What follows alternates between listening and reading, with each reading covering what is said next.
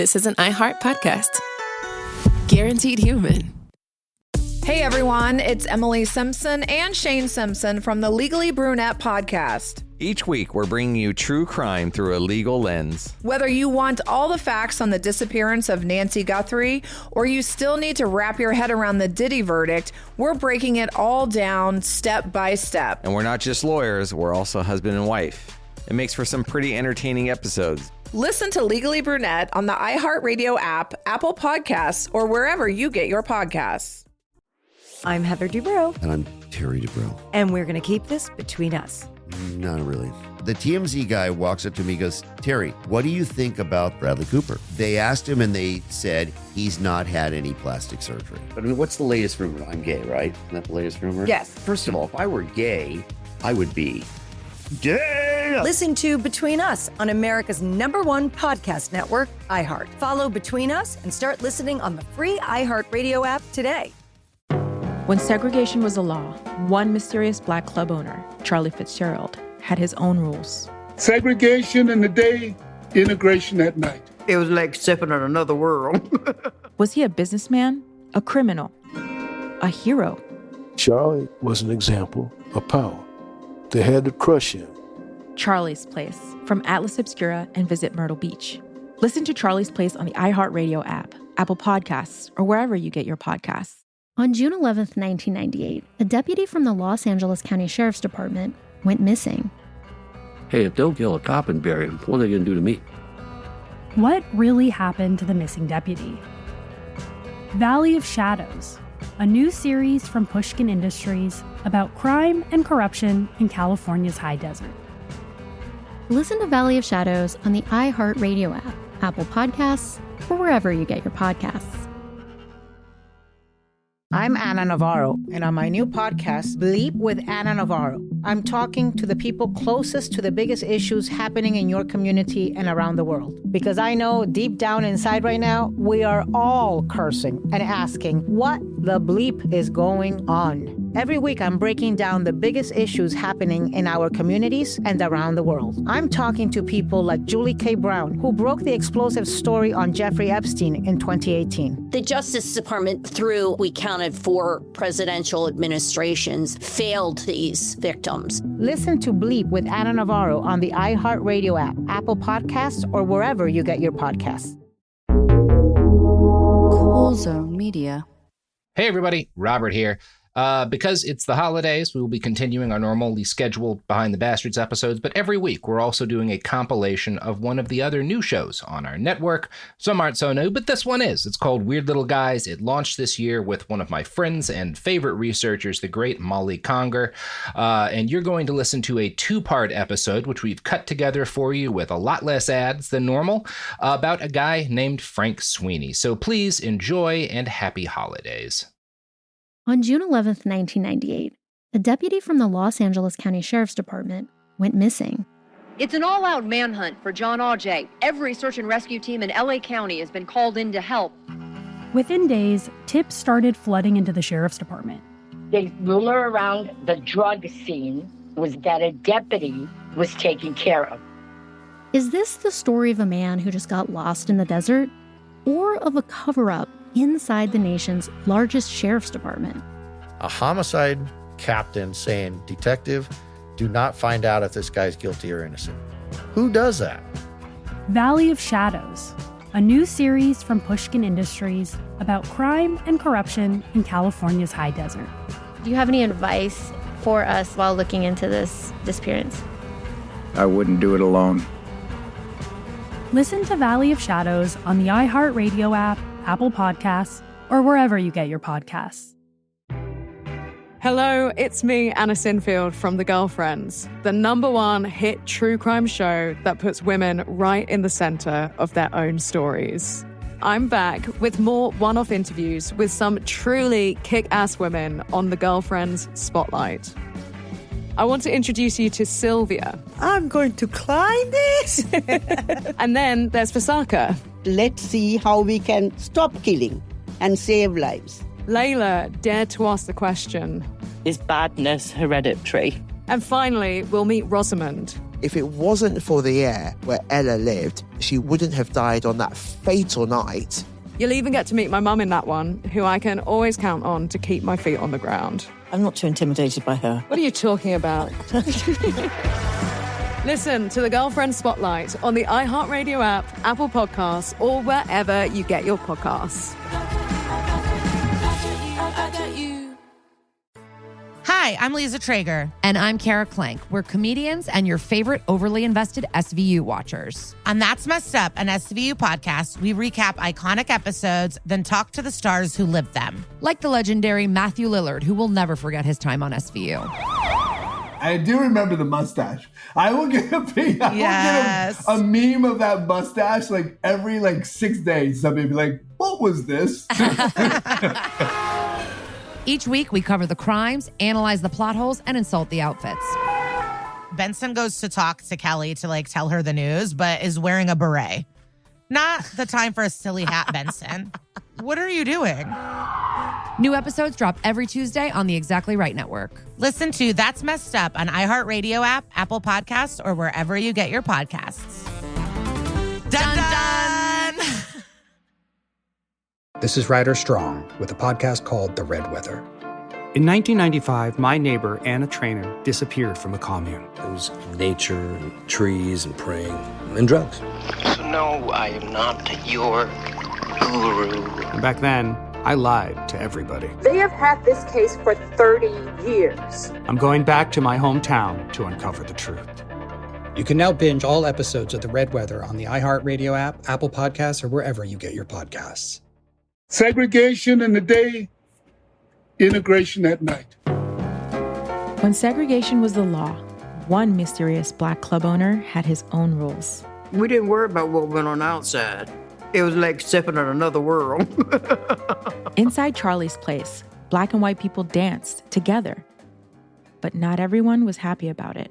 You saw the KKK? Yeah, they was dressed up in their uniform. The KKK set out to raid Charlie, take him away from here. Charlie was an example of power. They had to crush him. From Atlas Obscura, Rococo Punch, and Visit Myrtle Beach comes Charlie's Place, a story that was nearly lost to time. Until now. Listen to Charlie's Place on the iHeartRadio app, Apple Podcasts, or wherever you get your podcasts.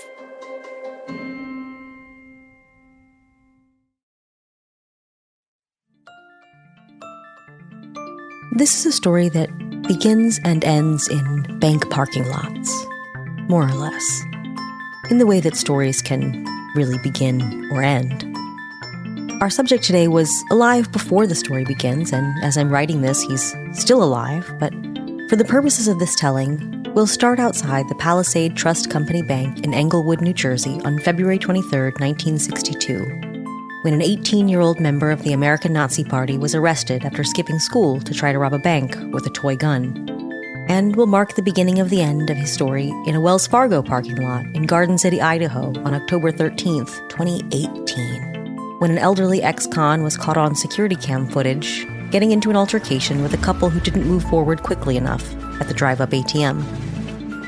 In the decades in between, Frank Sweeney went to prison at least half a dozen times, fought as a foreign mercenary, got deported from both Rhodesia and South Africa, helped an escaped spy evade U.S. Marshals, turned state's witness against a Hitler-worshipping serial killer, tried to help the mob, and waged a 3-year campaign of terror and harassment against a woman who made a passing comment about how he was parked outside the post office. I'm Molly Conger, and this is Weird Little Guys.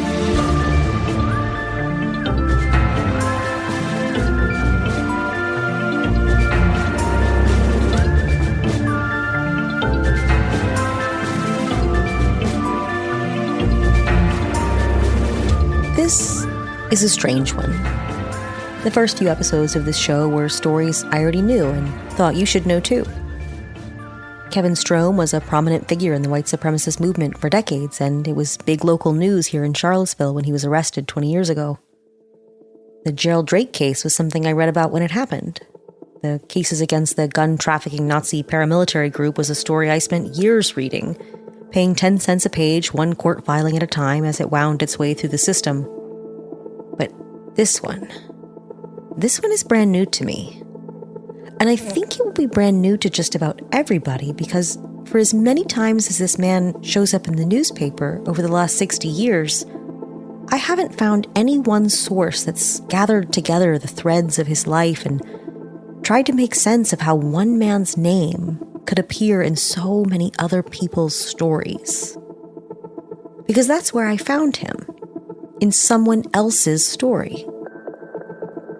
I was reading a biography of a particularly nasty little guy, one we'll definitely get to eventually in another episode, when my weird little guy detector went off. Call it a gut feeling.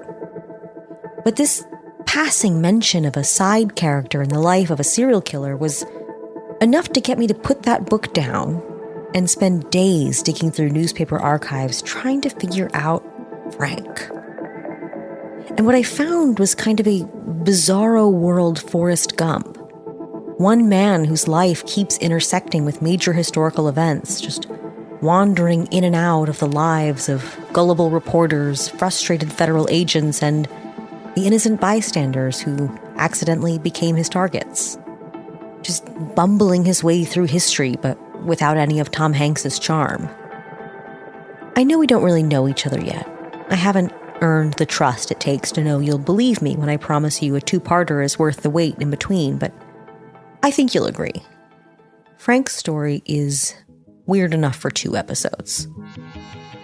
Frank Abbott Sweeney Jr. was born in August of 1943 in New Jersey to Frank Abbott Sweeney Sr., a realtor, and Marie Gleason Sweeney, a homemaker who taught violin lessons and volunteered with the Red Cross. As a lifelong con artist, a lot of what he's told reporters about his own life is self-serving fiction, which would sometimes get published without fact-checking and then reappear in later accounts as fact. It was in the newspaper, after all. So I've taken great pains to verify what I can, debunk what I can, and take note of the things I can only offer you with a grain of salt. Some of Frank's own lies are easily disproved, like the resume he gave a Rhodesian army recruiter. On it, he claimed he graduated from Georgetown University in 1965 with a degree in psychology, but he couldn't possibly have matriculated at Georgetown in 1961. He was a senior at Tenafly High School in 1962 when he was sent to the Annandale Reformatory for 2.5 years. He never finished high school. His claim that his alias Francis Shellhammer derives from his mother's maiden name also fails to hold up to scrutiny. His mother was born Marie Gleason to John Gleason, a fireman, and Lottie Gross Gleason in Chicago. And I was generous here. I wasted a lot of time. I even checked his grandparents. His middle name, Abbott, was his paternal grandmother Martha's maiden name. I went as far as to track his family tree all the way back to Ireland, giving him the benefit of the doubt that maybe there's a Shellhammer in there somewhere. I didn't find one. It's possible that I started mixing up my Marthas, Marys, Johns, and Francises by the time I was cross-referencing marriage records from the 1870s, but he probably just made it up. He does a lot of that. And other aspects of Frank's story would require a trip to the National Archive to sift through dusty boxes of ancient court transcripts and an unlikely degree of transparency from the Central Intelligence Agency, or a deathbed confession from a mobster, or a few tell-all memoirs from U.S. Marshals to ever hope to sort out. The rest is somewhere in between. But I'll stick with what we do know to be true. And I said this story begins outside of a bank. On February 23rd, 1962, Frank Sweeney skipped school.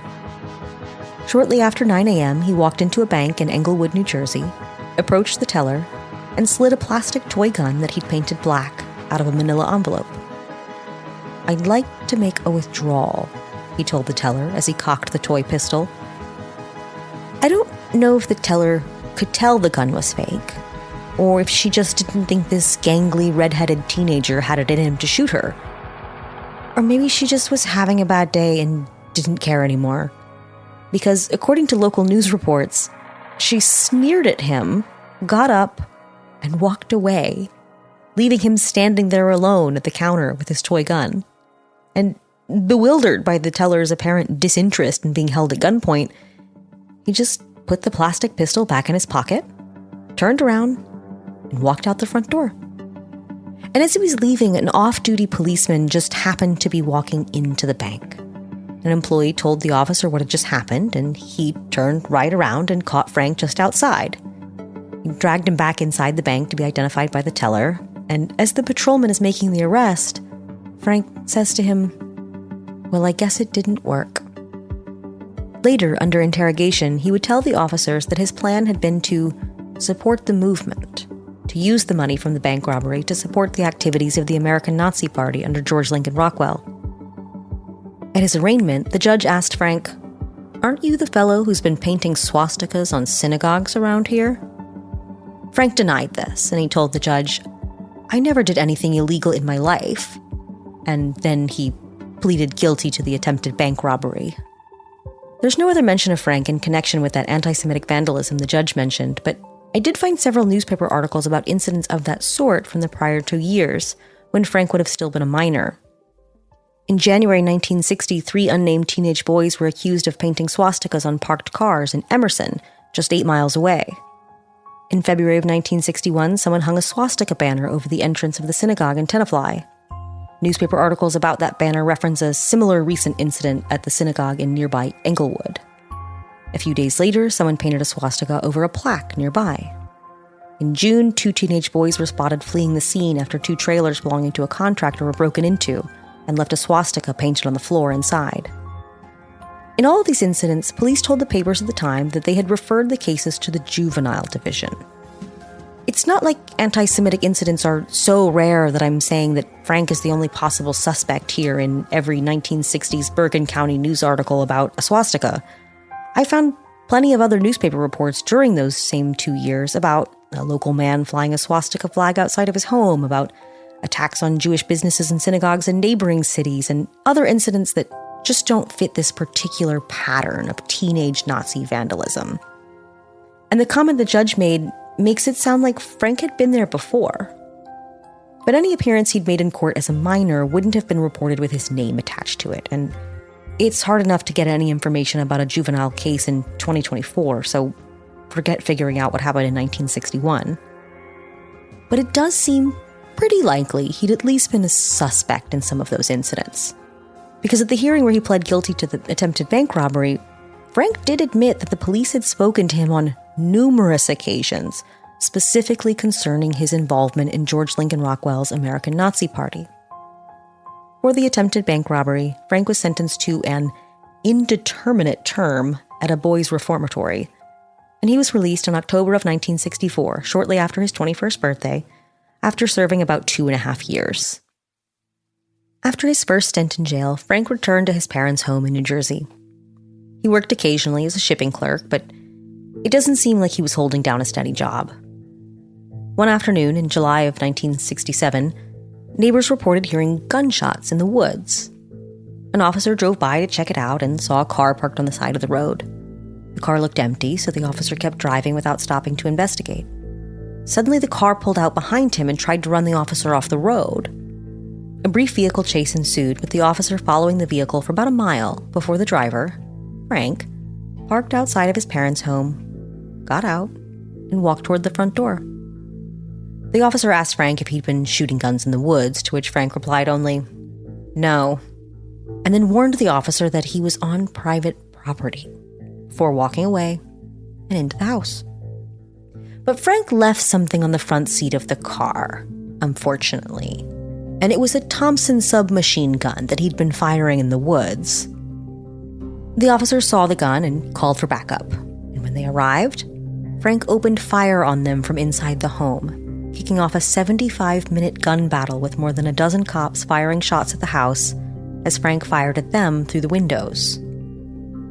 Frank's father and brother pleaded with him to come out, or at least to send the family dog out.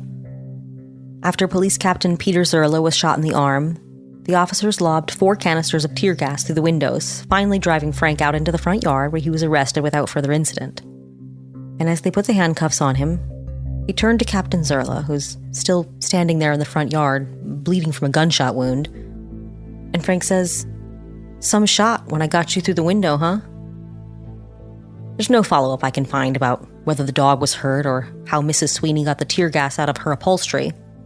It was the 60s, so maybe her sofa was safely Scotch-guarded or wrapped up in one of those weird plastic covers that were popular back then. But you have to figure she at least had to replace the curtains. Frank entered a not guilty plea and unsuccessfully tried to suppress the evidence of the gun found on the front seat of the car, with his attorney arguing that it was discovered in an illegal search because the cop didn't have probable cause to look through the window of the parked car. That's not how that works.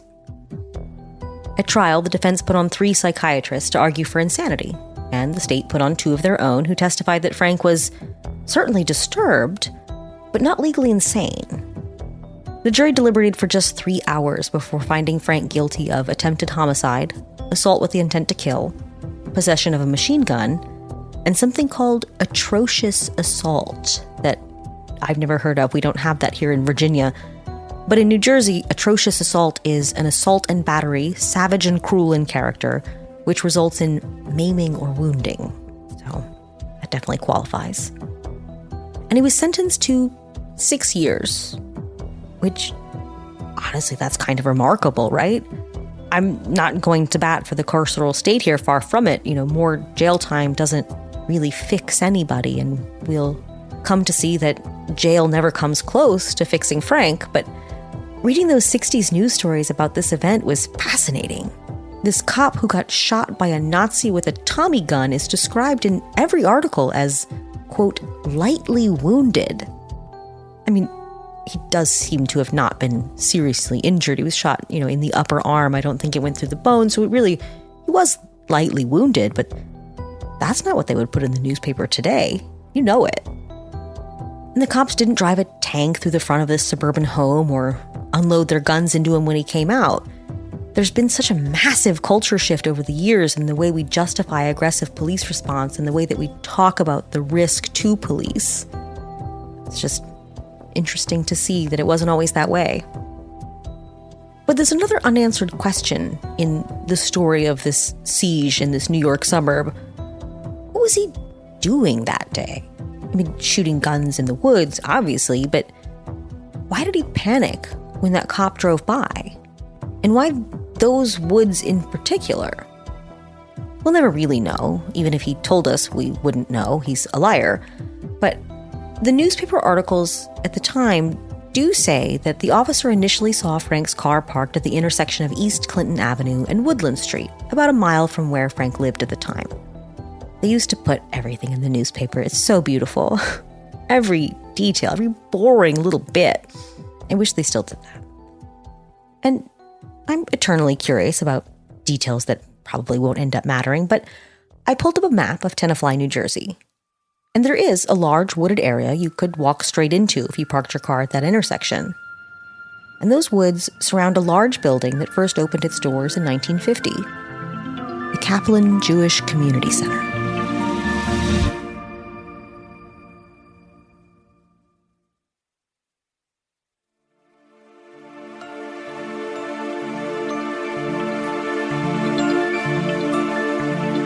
The clearest account of the next phase of Frank's life comes from an essay written in 2019 by a retired Rhodesian military policeman.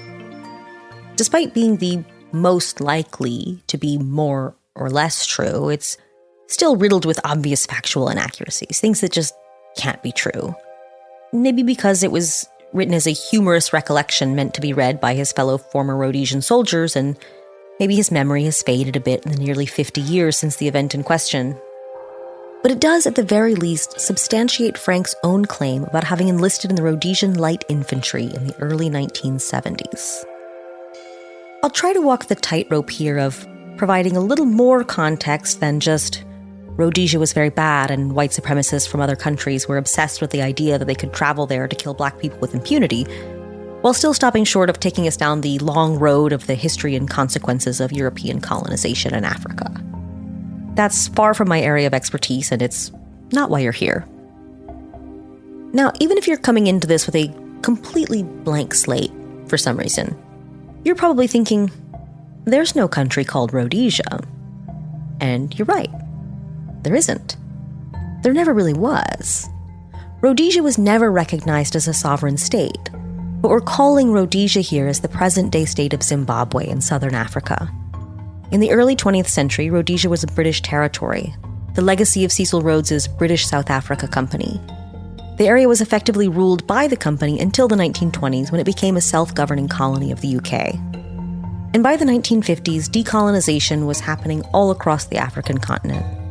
These fading European empires couldn't, or didn't want to, hold on to all the colonies they'd collected during the previous century's scramble for Africa. In 1960, British Prime Minister Harold Macmillan gave his Wind of Change speech in an address to the South African Parliament about the political necessity of moving toward decolonization. The wind of change is blowing through this continent. And whether we like it or not, this growth of national consciousness is a political fact. And we must all accept it as a fact. And our national policies must take account of it. He'd actually given the same speech a few weeks earlier in Ghana, but the press didn't pick it up the first time. And I think the whether we like it or not part of that statement matters a lot here. He wasn't advocating for decolonization out of the goodness of his heart. He was reluctantly acknowledging the expensive and bloody political reality of trying to hold on to these colonies at any cost. He could see the Belgians in Congo and the French in Algeria fighting these costly wars with Africans who wanted an end to European colonial rule. And as they worked towards extricating themselves from these colonial arrangements, the British government adopted a policy called no independence before majority rule, meaning they wouldn't hand over sovereignty to a colony still run exclusively by the white colonial minority. Now, obviously this is an immensely complicated bit of political history that I'm stripping down to the studs and explaining badly so we can get through it quickly. So don't think I'm giving the British Empire any kind of credit here. This policy did not arise out of a genuine desire to undo the harms of colonialism and address racism or anything like that. That was not on their minds. But I think they knew what it would look like if their decolonization looked exactly like their colony.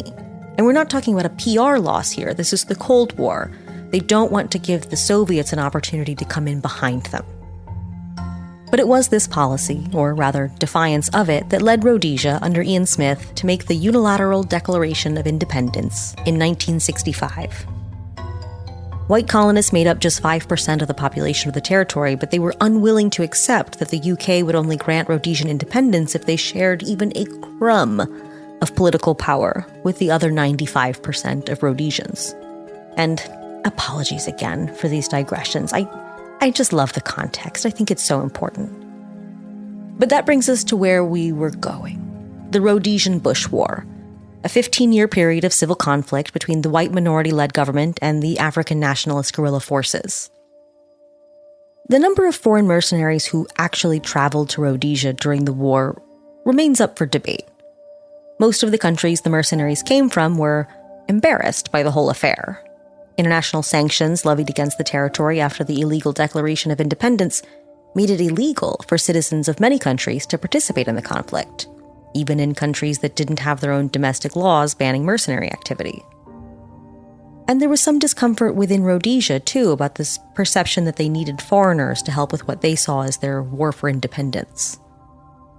So for deeply unflattering and regrettable reasons, no one was very invested in getting a thorough accounting of the situation, right? Nobody benefits from knowing what happened here. But at the high end, it was really only a few thousand mercenaries over the total course of the conflict, with best estimates for the number of them who were Americans being somewhere in the low hundreds. So a lot of guys talked about it, but not very many of them actually did it. This idea of American extremists traveling to Africa to violently enforce white rule over Black Africans is one that modern white supremacists still cherish and celebrate. Dylan Roof, who was welcomed with open arms at an evening Bible study at Emmanuel African Methodist Episcopal Church in Charleston, South Carolina, registered the domain lastrhodesian.com a few months before he murdered 9 of the parishioners who thought he was joining them for prayer that night. Roof made his final edit to that site, his digital manifesto, just hours before carrying out that attack in 2015. The cultural moment where magazines like Soldier of Fortune ran full-page advertisements for opportunities to be a man among men in the African bush looms large in our memories. But the reality is there weren't many men who actually heeded the call, and their role in the conflict was insignificant. But unlike many of those Americans who did end up in Rhodesia in the 70s, Frank Sweeney didn't see an advertisement in Soldier of Fortune. That magazine's first issue, bearing a cover story about American mercenaries in Africa, was published in the summer of 1975, just as Frank Sweeney was already on his way home. According to Frank, which is a dangerous way to start an assertion of fact, he walked into the Rhodesian Information Center in Washington, D.C. in 1972 and asked how to join up. The Information Center was not technically a diplomatic office because Rhodesia was not technically a country, a fact that would get them into some trouble in Australia. But they claimed that they were just offering information about tourism. Frank says he was offered the contact information for Major Nick Lamprecht, the Rhodesian Army's chief recruiter. David Annable, a reporter for the Christian Science Monitor, who interviewed Frank in 1975, wrote that he'd spoken to another recent visitor to that office after talking to Frank. This visitor walked into the office and was given a brochure printed by the Rhodesian Department of Labor about careers in Rhodesia.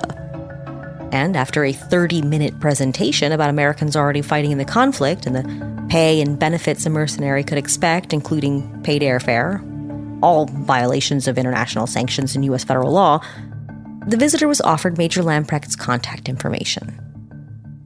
That recruiter, Nick Lamprecht, worked closely with Soldier of Fortune founder Robert K. Brown to strategize how the magazine could be used to convince more Americans to make the trip in the latter years of the conflict. Lamprecht himself even wrote an article for the magazine promising young American soldiers of fortune that it would be easy for them to find a beautiful white Rhodesian wife. I think Lamprecht knew he was lying about how much fun you could have fighting in the Bush War. His own son Vincent had already fled to South Africa to avoid military service. In what you may be sensing as a theme here, the details of Frank's service in Rhodesia are a little murky. The details of a lot of what was going on in Rhodesia during those years is not totally settled, and Frank's own involvement far less so. He told reporter David Annable in that 1975 interview that as a corporal in the Rhodesian Light Infantry, his detachment had taken many prisoners, but when instructed to do so, they just executed people, saying, "We shot them right there in the bush when we were told not to take prisoners." He also admitted that his unit had taken part in raids over the border into neighboring Mozambique. He claimed that sometimes these trips over the border were to assist Portuguese troops. And until late 1974, Portuguese troops were in Mozambique fighting to put down the Mozambican War of Independence. And Frank said sometimes they'd go over the border to raid guerrilla camps, perhaps those belonging to the Zimbabwe African National Liberation Army, which had strong ties to the groups fighting for independence in Mozambique.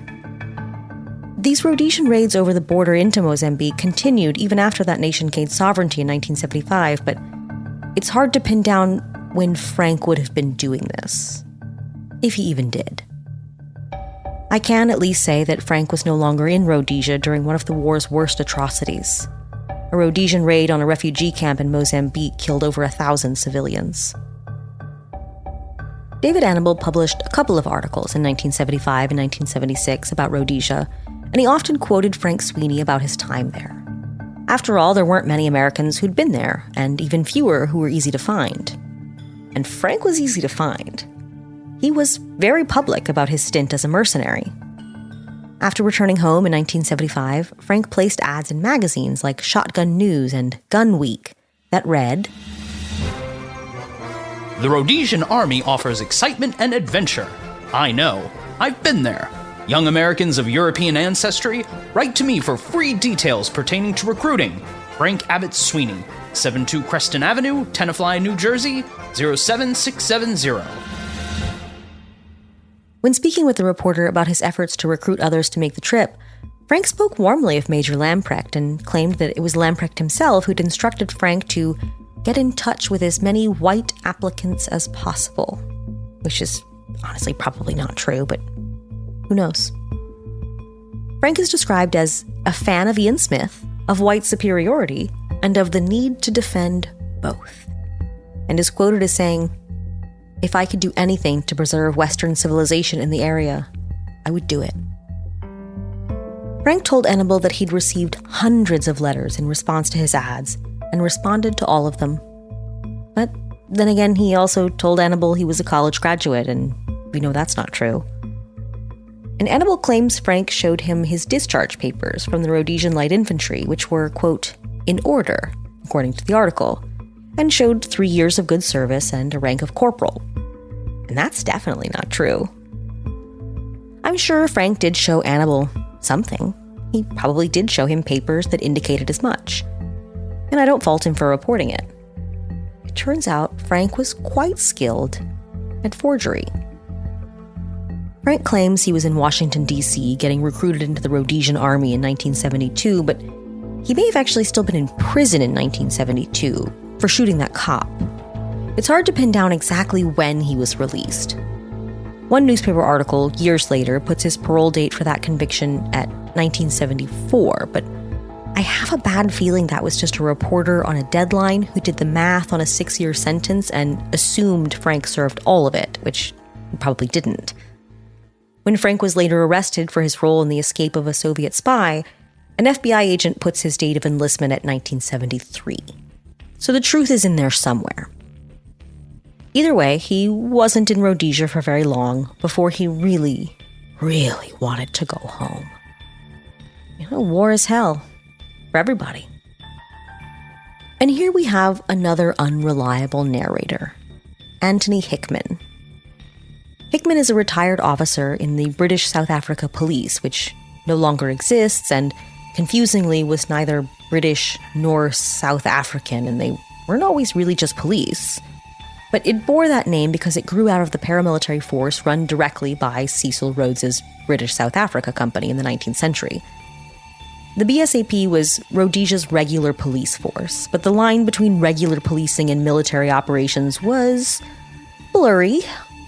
And during the Bush War, there were military units made up of BSAP officers, and they developed counterinsurgency and counterterrorism units. They oversaw the intelligence-gathering arm of the infamously brutal Silu Scouts.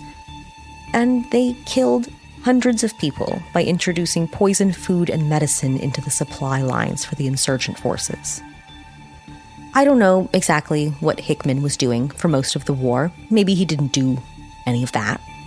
But these days he's retired in Johannesburg, South Africa, and makes detailed models of trains and farmhouses. In the early 1970s, he was assigned to the homicide unit of BSAP's Criminal Investigative Division. And in 2019, he wrote down his recollections of Frank Sweeney for a newsletter published by his Veterans Association. Like any account of Frank's life, Hickman's essay can't be taken as gospel truth. Between the lies Frank told him and his own fading memory of the 70s, it's not perfect. Honestly, I almost discarded it without reading past the first page. It was off to a pretty bad start when the first paragraph placed these events in September of 1977, which would, of course, be entirely impossible. Frank could not have been in a Rhodesian Army barracks in September of 1977, because according to the U.S. Marshals, the FBI, the DOJ, the CIA, and the New York Times, Frank was hanging out with a Soviet spy in the exercise yard at a federal prison in Los Angeles in September of 1977. But I'll cut Hickman some slack here on that faltering start because there's ample evidence within the story that puts these events somewhere in the springtime of 1975. And the date aside, there is enough meat to Hickman's account and the supporting primary documentation he provided that supports the idea that this story is more or less true. As a homicide detective, Hickman was involved in an investigation into Frank Sweeney for attempted murder at a Rhodesian military barracks. One evening, sometime in early 1975, probably, Frank went to the bathroom at the barracks he was living in. Inside the shared facilities, 2 infantrymen who'd been drinking were laughing and joking around. One was quite drunk, undressed, and got into the shower to try to sober up a little bit. 3 men were chatting pleasantly enough, but Frank was humorless and sober, and he was outraged when the drunk man splashed shower water on him. The men argued, and one of them called Frank a bloody Yank. And Frank's not a guy who turns the other cheek. He takes every insult very personally. So, a little bit damp and with his pride wounded, he runs back to his bunk and comes right back with a 7-inch dagger and pulls the shower curtain aside and stabs this naked, drunk man in the lower abdomen. The other soldier ran for help, and Frank was quickly arrested. And while he sat in custody, a mysterious letter arrived in the mail. The postmark indicated that it had been mailed from nearby Salisbury weeks earlier. The anonymous letter writer said that a private F.A. Sweeney had been convicted of the attempted murder of a policeman in the United States. It was Hickman, our essayist, who first suspected that Frank may actually have written this letter himself. And when he pressed Frank for a handwriting sample to prove it, he cracked immediately. He'd sent the letter himself, hoping that it would be his ticket home, that they would kick him out and deport him when they found out he lied about not having a criminal history, and that he would get a free flight back to New Jersey without having to finish his term of service. And if that letter had only arrived a few days earlier, they probably would have done just that, before anybody had to get stabbed. The story Frank then told Hickman has elements of truth, but it's not quite right. He told Hickman that the shootout at his parents' house had happened just the year prior, and that he'd fled the country prior to being sentenced.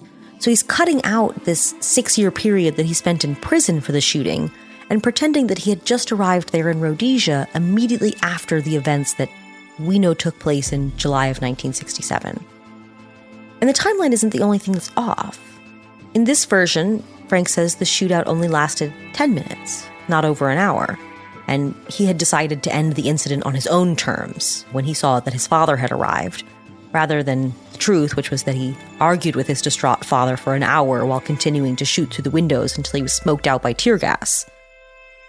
But the inciting incident in this version is similar.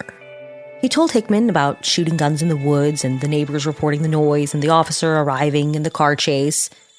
But he claimed the gun he was shooting in the woods was one he'd purchased from an advertisement in Soldier of Fortune magazine, which is obviously not possible because that magazine didn't exist in 1967. I don't know, maybe he was just updating the story so it would sound more current. But Frank said he'd purchased the Tommy gun from the magazine, but it was missing some parts. It didn't have a firing pin and something else. So it didn't work. He manufactured the necessary replacement parts, but he was concerned that in his modification of the weapon, maybe things weren't 100%, and he was worried that it would explode when fired. So he lashed it to a tree and set it to fully automatic and rigged a string to the trigger and hid behind another tree for cover. This sounds so Looney Tunes to me, like a literal Looney Tunes cartoon, right? This is Daffy Duck behavior. But he tells this story to Hickman, and in his essay, Hickman writes, "True or false? Impossible to believe. Sweeney had the uncanny ability to sound totally convincing. But it is significant to note that a search undertaken based on Sweeney's fingerprint records revealed no such incident." Which doesn't say much for the state of Rhodesian intelligence, because, yeah, Frank's taking a little creative license here. The story he's telling is not 100% true, but he is admitting to you almost all of the real details for the real crime he really did go to prison for. So you probably should have figured that out before he told you, and you definitely should have been able to figure it out after he told you.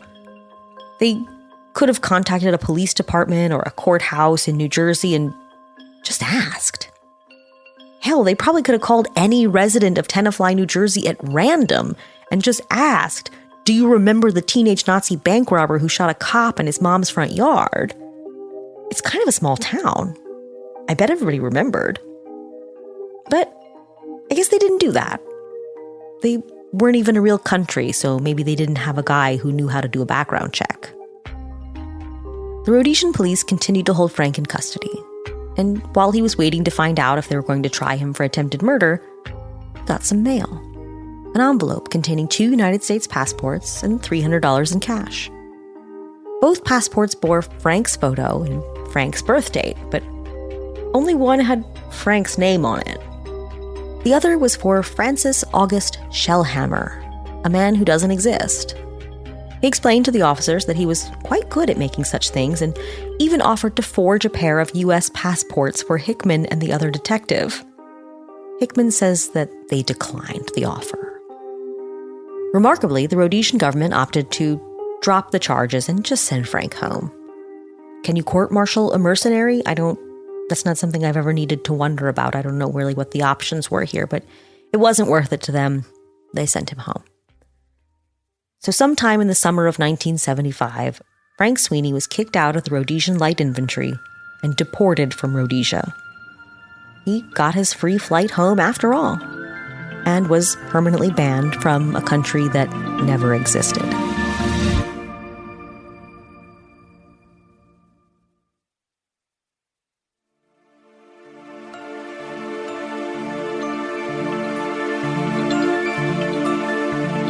Shortly after he got home to New Jersey, he wrote a letter to Hickman. Frank's mother had mailed him some more cash before all this trouble got started, and it arrived in Rhodesia after he was already gone, and he wanted Hickman to put it back in the mail for him. His letter, which Hickman has actually held on to all these years, is dated August 22nd, 1975. So if he's already home and realizing his mail is missing and writing the letter in August of 75, that all the events before that happened earlier in 1975. You get it. In addition to asking Hickman to mail back the money from his mother, Frank tells the investigator that life in America is loathsome compared to the time he spent in Rhodesia. It's one big racial cesspool where the worst element is looked on and held in high esteem. With my RLI training to back me up, I have seriously thought of forming my own anti-terrorism unit here in the land of the red, white, and blue. The real problem is finding enough devoted men to form a small cadre.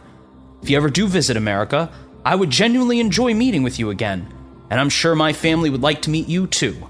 Even though my service in the military was cut short, my loyalty to Rhodesia remains as strong as ever. So now he's back in the United States, and this is during the same time period that he's placing those ads in gun magazines to recruit other Rhodesian mercenaries. He's also placing some other classified ads. So he's engaging in this federal crime of recruiting foreign mercenaries using his own legal name and his parents' address. That's not a problem. The United States government had no real appetite for enforcing the statute prohibiting him from recruiting people into a foreign army.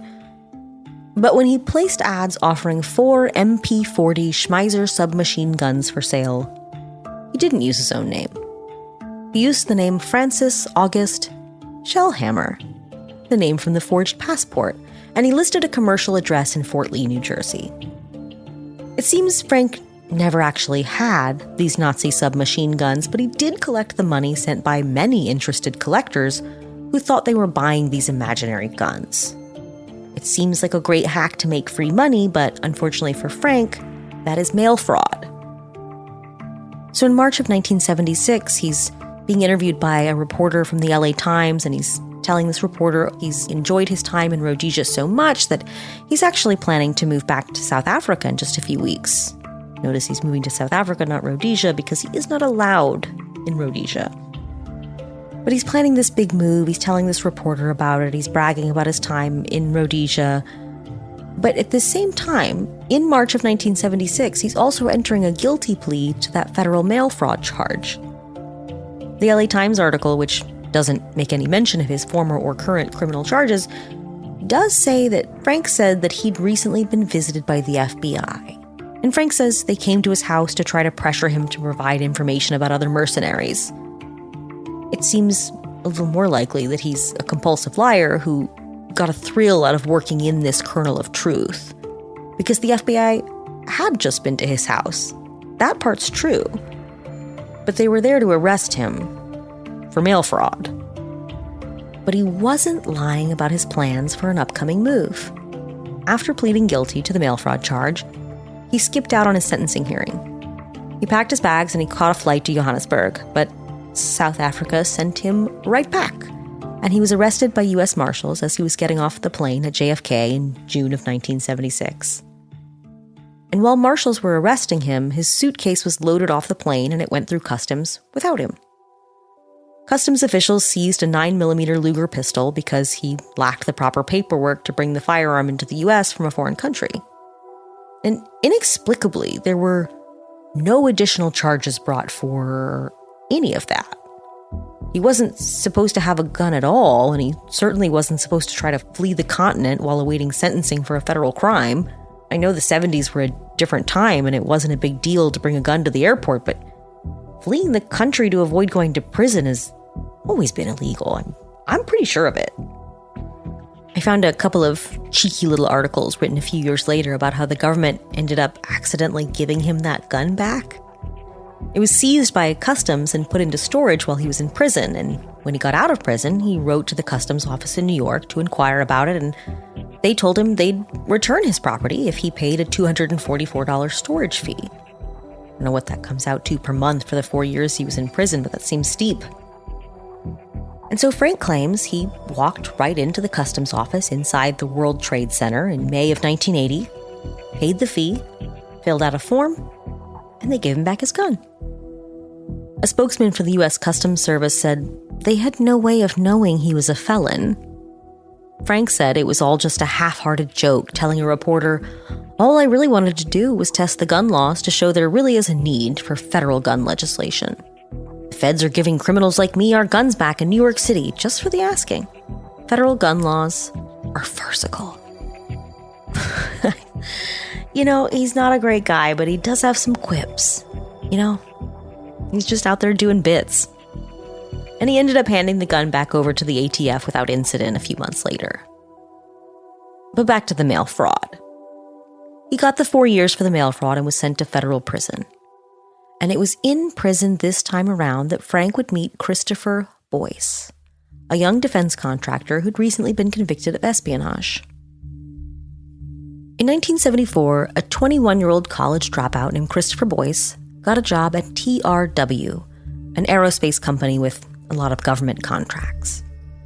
He wasn't really qualified for the role, having never worked in an office before, but he started as a low-level clerk.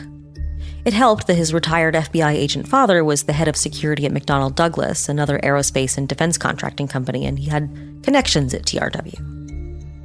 But TRW didn't just make satellites and jet engines. In his own later testimony before a congressional committee, Boyce described the company as a CIA contractor, something he'd had no idea about before his promotion to a highly sensitive position working on special projects. From inside the company's Black Vault, and with a top-secret CIA clearance, Boyce had access to the company's encrypted teletype connection with Langley. On at least a dozen occasions, he removed documents from the vault and photographed them. On at least 6 occasions, he photographed documents inside the vault. He later told Congress, "Obviously, neither the government's clearance procedures nor the company's security procedures worked very well." I'll say. In his new position inside the vault, Boyce monitored satellite communications between the CIA, his employer TRW, and other CIA contacts around the world. In his congressional testimony, Boyce describes a shockingly lax approach to security for this allegedly super secure Black Vault. He would come back to work late at night to return the documents he'd stolen, and no one questioned why a junior employee was opening the vault at 4 a.m. He made deliveries to secure CIA sites without having the proper clearance to enter them. And on one occasion, he wandered into a CIA code room, picked up a clipboard, and was flipping through the pages before someone politely asked him to leave. Employees in the vault were supposed to destroy the code cards used in the teletype machine at the end of each workday. Boyce says they just tossed the cards in a canvas bag in the corner, and they used the document destruction blender to make Mai Tais with the Bacardi that they kept hidden behind the cryptography machines. He claims it was common for the vault to receive transmissions from Langley that weren't actually meant for them. misdirected communications, these CIA cables that had nothing to do with TRW or their work with the agency, but no one really cared, and there was no clear accountability process for ensuring that these top-secret CIA documents that had been sent to them by mistake were actually destroyed. And these are the documents that Boyce stole. Okay, I know, Frank's not even in this part, but I have to tell you just a little bit about the 1975 constitutional crisis in Australia. I know, this is an even more egregious digression than the history of Rhodesia, but look at the show art. It's not just cool to look at. We are living on my red string board, and I've got to put this pushpin in somewhere. Now, I know even less about Australia than I know about the decolonization of Africa in the 20th century. Which is to say, not very much. I think they still have the Queen? I guess it's the King now. Did they have to print new money after the Queen died? It doesn't matter. But I was delighted to discover that CIA meddling in an Australian political crisis was even a possibility. How intriguing. I know they like to keep it south of the equator, but I thought that was just a Western Hemisphere thing. Now, of course, the United States government maintains that the CIA had no role in pushing Prime Minister Gough Whitlam out of office in 1975. But Christopher Boyce went to prison claiming otherwise. In the 70s, Gough Whitlam was the head of the Australian Labor Party, and his administration was fairly socially progressive. He was also considering closing Pine Gap, a U.S. signals intelligence surveillance base in Central Australia run by the CIA. In 1975, the opposition party, which controlled the Senate, deferred the passage of an appropriations bill. I don't know and am not going to find out how the Australian government functions, but this sounds like the silly little crisis we seem to have every year where someone refuses to pass the bill that keeps the lights on at the government. And Australia's Governor-General John Kerr used the fallout of this crisis as a justification to dismiss Whitlam as Prime Minister, which is apparently the thing he had the power to do. It's like they have a guy that can fire the president. I don't know. It's just not my business what happens in Australia. And at the time, Whitlam dismissed allegations of CIA involvement, saying Kerr didn't need any encouragement from anybody to fire him. But in his memoirs, published decades later, he wrote that in 1977, President Jimmy Carter sent Warren Christopher, the Deputy Secretary of State, to Australia to meet with Whitlam. And Christopher told Whitlam that the United States, quote, would never again interfere with Australia's democratic processes. Never again? Never again. And Whitlam's personal secretary backs up this recollection of the use of the word again. But I'll reiterate, the CIA says they were not involved. They said they didn't do it. All that to say, though, our pot-smoking, disaffected college dropout who was getting drunk at lunch most days and making paper airplanes out of CIA encryption code cards probably didn't know anything about the Australian Senate blocking an appropriations bill. But by his account, he did sometimes read those misdirected CIA cables that he was supposed to destroy. And some of those messages were about a growing desire within the CIA to have Whitlam removed from office, referring to the Australian Governor-General as our man Kerr. So, he stole them. And instead of going to the press, he and his childhood friend, a cocaine dealer named Dalton Lee, decided to sell the documents to the Soviets. Lee would take the documents down to Mexico and deliver them to the Soviet embassy and return with cash, which they split. And maybe it would have worked. Maybe not forever, but would have worked for a while, if not for a little mistake, a tiny careless act. In an absolutely absurd turn of history, Dalton Lee was arrested in 1977 outside the Soviet embassy in Mexico City. He wasn't arrested for espionage or drug trafficking, two things he was definitely doing. He was arrested by Mexican police for littering. But under interrogation about the drugs and documents they subsequently found on him, he admitted everything. Christopher Boyce was arrested by authorities in the U.S. just 10 days later. And accounts vary as to whether or not Dalton Lee gave Boyce up in that initial interview. He says he didn't, and he probably didn't need to. The authorities would have arrived at the conclusion that it was Boyce who'd stolen those documents, whether Dalton Lee gave him up or not. So, we'll never know. But this is where Frank comes back. This is where Frank reappears in his own story. I haven't forgotten him. Because while all this CIA skullduggery and Cold War espionage is going on, Frank is sitting in a jail cell on Terminal Island, a low-security federal corrections facility in Los Angeles. I can't find a good reason for why he would have been transported to a prison in California after being arrested in New York, but government inefficiency is as likely an explanation as anything else. Christopher Boyce was ultimately convicted of 8 counts of espionage in 1977 and sentenced to 40 years in prison. And for several months in late 77 to early 78, the two men were on the same cell block at Terminal Island. Much has been made of the apparent incongruity of Frank, a man who fought as a mercenary against communist guerrillas, befriending Boyce, a man convicted of aiding the Soviet Union, but I don't think either of them had a fully formed set of political beliefs at the time. Boyce's mother would later say that the two became quite close in those months. Frank was, for reasons I spent way too long unsuccessfully trying to figure out, transferred to a prison in Maine sometime in early 1978. Boyce would eventually be transferred to Lompoc, a prison a few hours north of Los Angeles. And in January of 1980, Christopher Boyce escaped from prison. The ensuing manhunt for the missing spy would last nearly 2 years, in part because Frank was planting false clues from Cape Town to California to lead investigators in the wrong direction. And that's where I have to leave you today. I do hope you'll come back next week for the second half of Frank's story. There's a serial killer, a mob boss, a jailhouse letter from his wife's boyfriend. Frank stabs another guy. And for reasons I'm still not 100% clear on, there are a bunch of snakes. Weird Little Guys is a production of Cool Zone Media. For more from Cool Zone Media, visit our website, coolzonemedia.com, or check us out on the iHeartRadio app or wherever you get your podcasts.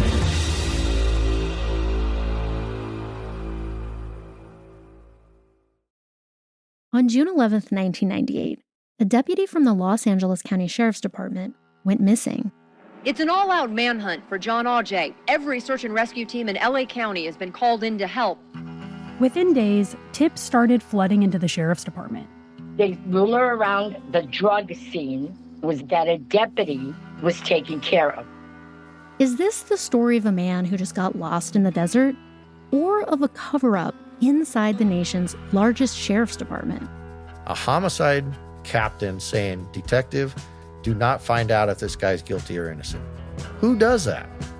Valley of Shadows, a new series from Pushkin Industries about crime and corruption in California's high desert. Do you have any advice for us while looking into this disappearance? I wouldn't do it alone. Listen to Valley of Shadows on the iHeartRadio app, Apple Podcasts, or wherever you get your podcasts. Hello, it's me, Anna Sinfield from The Girlfriends, the #1 hit true crime show that puts women right in the center of their own stories. I'm back with more one-off interviews with some truly kick-ass women on The Girlfriends Spotlight. I want to introduce you to Sylvia. I'm going to climb this. And then there's Fasaka. Let's see how we can stop killing and save lives. Layla dared to ask the question, is badness hereditary? And finally, we'll meet Rosamond. If it wasn't for the air where Ella lived, she wouldn't have died on that fatal night. You'll even get to meet my mum in that one, who I can always count on to keep my feet on the ground. I'm not too intimidated by her. What are you talking about? Listen to The Girlfriend Spotlight on the iHeartRadio app, Apple Podcasts, or wherever you get your podcasts. Hi, Hi, I'm Lisa Traeger. And I'm Kara Klenk. We're comedians and your favorite overly invested SVU watchers. On That's Messed Up, an SVU podcast, we recap iconic episodes, then talk to the stars who lived them. Like the legendary Matthew Lillard, who will never forget his time on SVU. I do remember the mustache. I will get a meme of that mustache like every 6 days. Somebody be like, what was this? Each week, we cover the crimes, analyze the plot holes, and insult the outfits. Benson goes to talk to Kelly to tell her the news, but is wearing a beret. Not the time for a silly hat, Benson. What are you doing? New episodes drop every Tuesday on the Exactly Right Network. Listen to That's Messed Up on iHeartRadio app, Apple Podcasts, or wherever you get your podcasts. Dun dun! Segregation in the day, integration at night. When segregation was the law, one mysterious black club owner had his own rules. We didn't worry about what went on outside. It was like stepping in another world. Inside Charlie's Place, black and white people danced together. But not everyone was happy about it. You saw the KKK? Yeah, they was dressed up in their uniform. The KKK set out to raid Charlie, take him away from here. Charlie was an example of power. They had to crush him. From Atlas Obscura, Rococo Punch, and Visit Myrtle Beach comes Charlie's Place, a story that was nearly lost to time. Until now. Listen to Charlie's Place on the iHeartRadio app, Apple Podcasts, or wherever you get your podcasts. This is Ryder Strong with a podcast called The Red Weather. In 1995, my neighbor, Anna Trainer, disappeared from a commune. It was nature and trees and praying and drugs. So no, I am not your guru. And back then, I lied to everybody. They have had this case for 30 years. I'm going back to my hometown to uncover the truth. You can now binge all episodes of The Red Weather on the iHeartRadio app, Apple Podcasts, or wherever you get your podcasts. I'm so glad you decided to come back for part 2 of the story of Frank Sweeney. If you didn't hear part 1, you really need to. This isn't the kind of story you can pick up midway through. You missed a cop getting shot with a machine gun in a New Jersey suburb, the Rhodesian Bush War, possible CIA involvement in an Australian political crisis, and we're just about to pick up with our escaped spy. The second 40 years of Frank's life are just as weird as the first 40. There's a serial killer, a mafia trial, 2 different secret wives, and a lot of misuse of the Postal Service. I'm Molly Conger, and this is Weird Little Guys.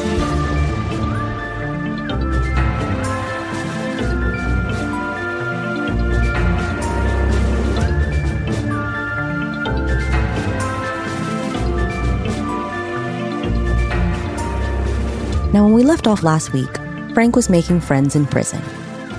His new friend in 1978 was Christopher Boyce, who'd just been convicted of espionage for selling documents he stole from his job as a CIA contractor to the Soviets. And then he escaped from prison. Whether or not Frank was still in custody on the day Christopher Boyce escaped from prison is surprisingly hard to pin down. Several newspaper articles about Frank's role in the ensuing manhunt for the missing spy put his release a month before the escape, but others put it a month after. Seems like this detail would really matter, but no one seemed very concerned about it in 1980. Newspapers that appeared to be quoting the same unnamed source from the U.S. Marshals published conflicting stories, with some saying Frank flew to South Africa shortly before Boyce's escape, and others putting that trip slightly after the escape, although both of these articles say it was exactly 23 days before or after. But in my frustrated search through 40-year-old newspapers trying to figure out which prison Frank was calling home that year, I found another surprise. Another stabbing. Shortly after Frank was transferred to a state prison in Maine in 1978, he stabbed another inmate in the chest during an argument in the prison library. And again, we have this problem that keeps coming up in Frank's life. He loves to talk to reporters, and he loves to lie. It's the 70s. These reporters don't have the internet. They don't have access to electronic court records. So a lot of Frank's lies get published. When he files a lawsuit against the prison warden in Maine about the conditions in solitary confinement, newspapers publish his claim that he was placed in solitary for a stabbing he'd been suspected of, but he says the investigation cleared him. A local newspaper in Bangor, Maine, however, had a reporter in the courtroom when he entered a guilty plea to that stabbing. But regardless of whether he got out in December of '79 or February of 1980, we know Frank flew to South Africa soon after he got out, and that he stayed there for a couple of months. The story of Christopher Boyce's 19 months on the lam is long and strange. Sean Penn plays Boyce's friend, the cocaine dealer Dalton Lee, in the 1985 film adaptation of the book The Falcon and the Snowman about the entire affair. I didn't watch it. There's only so much I can do. But remember, this is the Cold War. A missing Soviet spy is a pretty big PR problem for the United States government. There was speculation that the KGB had helped him escape. Boyce himself called a reporter from a payphone a few months after the escape and laughed about the idea that he'd had foreign assistance. He says he just climbed the fence and walked out. The task force focused on finding Boyce believed all along that he'd never actually left California. And they weren't too far off. He was in Idaho the whole time. But a lot of resources ended up getting expended pursuing a false lead planted by our friend Frank. Now, I can't prove Frank sent all of these letters himself. I can't even find contemporaneous reporting where anyone ever outright said that they believed Frank sent these letters. And he was never charged in connection with his meddling in this investigation. But just a few weeks after Boyce went missing, the United States ambassador in South Africa got a letter. The postmark indicated that it had been mailed from within South Africa. And the letter said a known mercenary named Shellhammer had assisted the convicted American spy Christopher Boyce in entering South Africa by way of a fake passport. Now, who do we know with a history of forging passports, of mailing anonymous letters to officials in Southern Africa implicating himself in crimes, and using the pseudonym Shellhammer? And he absolutely knew the feds would tie him to that alias because it was the one he had used in those classified ads in 1976 that put him in prison for mail fraud. And Frank was in South Africa in February of 1980 when that letter was mailed. It seems he wanted the authorities to know he was involved. Why else would he write his own pseudonym into the story? So feds quickly turned their attention to Frank. They placed a tracking beacon on his car. They followed him for months. And he probably knew he was being followed. They followed him from his home in New Jersey all the way out to California. And from a California motel, he made several phone calls to an apartment in Hermosa Beach. And when they searched that apartment, they found it abandoned, but they found several letters that Frank had sent to a third man, another friend of theirs from prison. One of which read, "Somehow they discovered that I helped him get into South Africa. I suspect an informer has been at work." But there was no informer. Frank wanted them to find those letters, and Boyce was never in South Africa. The only reason anyone thought Boyce might be in South Africa is because Frank was planting false clues all over the world to point them as far away as possible from a little hunting cabin in the mountains of Idaho. U.S. Marshals eventually got frustrated following Frank around. A federal prosecutor would actually say in open court that Frank's arrest in July of 1981 was specifically intended to give them leverage to make him cooperate in the Boyce case. It seemed like he knew something and they wanted to know what it was. As a felon, Frank wasn't allowed to have any guns. And, of course, Frank had guns. I did find one newspaper article that dropped a sort of suspicious-sounding hint that they only picked Frank up for that gun charge because of an anonymous tip. So maybe that was him too. But they picked him up in New Jersey at the end of July, and he pretended to be very cooperative, telling them that he actually had some documents that would lead them straight to Boyce, and he would happily show them to them. He voluntarily turned over the key to the bank deposit box he was keeping them in. And inside, they found several letters to Frank that had been mailed from South Africa. Sounds like more red herrings planted by Frank. He'd flown to South Africa several times in the year and a half since his release and was probably mailing himself these letters on those visits. So now, in August of 1981, it seems like there could be some evidence that Boyce really was in South Africa. Frank says he was promised placement in the Witness Protection Program for his help, and maybe they did make that promise. If he really could help them recover their missing spy, that's a reasonable enough deal. And just a few weeks after all of Frank's help, Boyce was recaptured. But it wasn't due in any part to Frank's information. During his year and a half on the run, Boyce obviously couldn't get a job, so he made money the old-fashioned way: bank robbery. He kept it pretty small time, nothing flashy where you get into the vault, just little stick-ups, a few thousand at a time from the teller. He's tied to at least 17 bank robberies in Idaho and Washington state during that time, eventually teaming up with a couple of brothers from Idaho. And it was one of those men who turned Boyce in for the reward money. No honor among thieves, I guess. Boyce was taken back into custody on August 21st, 1981. And he wasn't in South Africa. Nationwide flight ended for Christopher Boyce here at the Pit Stop Drive-In in Port Angeles, Washington. He was eating a cheeseburger and onion rings when 8 federal agents jumped him. Boyce was apparently living a triple life. So, Frank lied. Obviously. He lied pretty egregiously. He falsified documents, he led U.S. Marshals and the CIA on an international goose chase, and maybe that's why he never got charged for it. That's pretty embarrassing to put on the record. But they did still have that gun charge they picked him up on to use as leverage. So they set a sentencing date, but Frank didn't show up. He was trying to skip the country again. Remember back in 1976, he got all the way to South Africa after skipping his sentencing date for mail fraud. But this time he was picked up just a few days after he missed court when a motel clerk in Montvale, New Jersey recognized him. When he was finally dragged in for sentencing, the government said they'd hoped Frank was going to be able to help them in the Boyce case, but nothing he said was of any use. Frank said he had no choice but to flee the country and start a new life on a cattle ranch in Australia with his wife because the government had reneged on their deal to put him in witness protection. I have to imagine there was some bickering back and forth between an indignant Frank and an exasperated federal prosecutor because in the end, Judge H. Curtis Meaner said, "I have neither the time nor the inclination to unravel all of the mysteries in this case." However they'd all ended up in his courtroom, whatever the convoluted backstory is here, this is a sentencing for illegal possession of a firearm, and that's really all the judge can do that day. So he sentenced Frank to 4 years. Judge Meaner said Frank was an explosive type of individual and that he was dangerous and mentally sick. And he urged Frank to take advantage of the opportunity to get psychiatric help while he was in prison this time. And yes, I did say wife.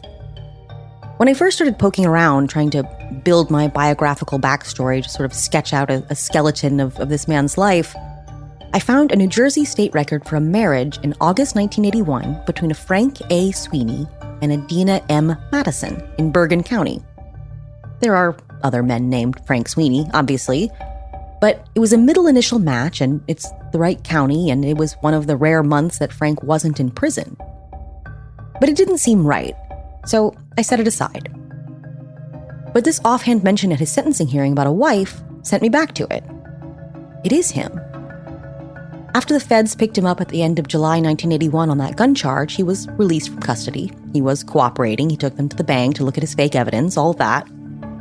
And sometime that month, he got married. I have no idea how they met or where she came from or what she thought she was going to get out of any of this or if she knew Frank was planning on entering witness protection that month or what on earth she saw in this man. But I do know how the marriage ended.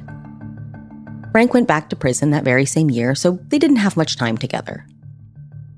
I don't know where Deanna was while Frank was away, but by 1985, according to a decision by the Texas Court of Criminal Appeals, Deanna was living in Texas with her new boyfriend, Danny Lee Strong. They couldn't have known each other very long before moving in together because Strong had only just gotten out of prison again for another in a string of pretty run-of-the-mill robbery and fraud charges. And they didn't stay together long before they were arrested for murdering a man Strong said made a pass at Deanna. She was ultimately only convicted of stealing the victim's car, which they fled the scene in, but Strong got 99 years for the brutal beating and asphyxiation of Robert Eugene Thomas. Frank doesn't really factor into this story. He's in prison in another state this whole time, but his name appears in a footnote of an appeals court decision upholding Strong's conviction. Strong had sent Frank a letter after finding out that Deanna was planning to testify against him for the murder. I can't imagine what you write in a letter to your girlfriend's husband about a situation like this, but all that to say, Frank really did have a wife that he planned to start a new life with in Australia, but she ended up watching her boyfriend choke a man to death in an apartment in Fort Worth instead.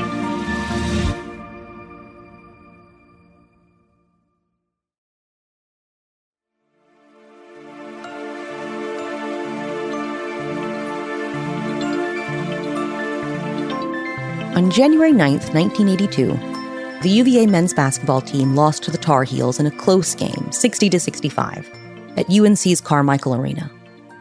I'm not a basketball fan, and I wasn't born then, but I guess it was an exciting game. UNC had knocked UVA out of the Final Four the year before. But Joseph Paul Franklin, an avowed neo-Nazi who'd recently been handed his first couple of life sentences for 2 of his many murders, didn't care much for basketball. He was in the rec room at the Medical Center for Federal Prisoners in Springfield, Missouri, and he was trying to watch American Bandstand. According to Frank, whose time at the Springfield prison overlapped with Franklin's for a few weeks in 1981 until Franklin's transfer at the end of January 1982, the serial killer became enraged when a black prison guard changed the channel.